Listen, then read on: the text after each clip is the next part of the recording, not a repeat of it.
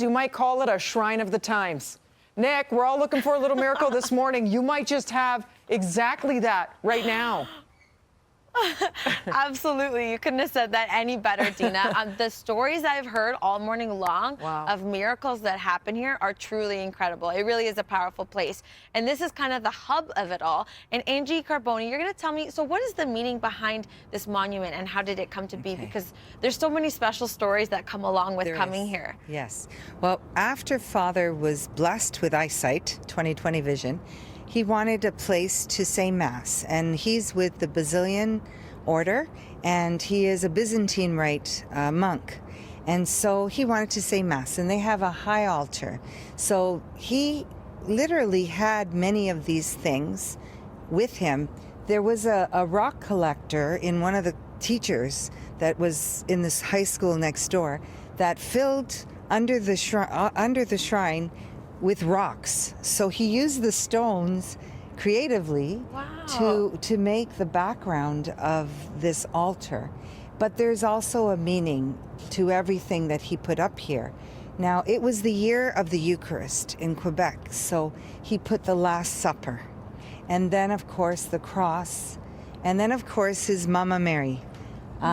There's one thing about Father, he loved his mama.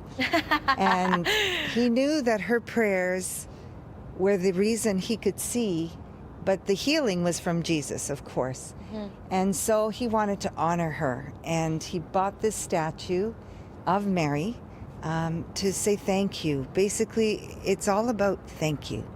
And so the more he did this with love, and it was just really Our Lady of Gratitude. He named her because he was so eternally grateful for her listening to his prayers and to pray.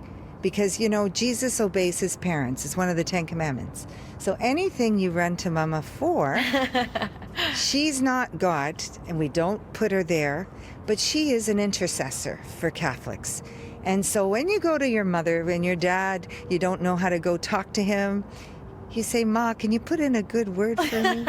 So that's exactly what our Blessed Mother does. She goes to her son, and as a good son, he listens to his mother. And of course, her message to the world is to listen to her son, do whatever he tells you. So Father wanted to honor this beautiful miracle that he had, and he wanted to say Mass, which is one of the greatest thanksgiving you can give God.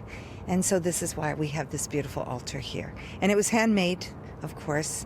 Everything was put together by the Ukrainian community who prays here to this day, who has so many beautiful stories as well of healings, of wonderful peace that comes when you come here. But it's not excluded to anybody. Actually, I've seen people of all faiths, and they say, I feel peace here because God created everyone and he loves everyone.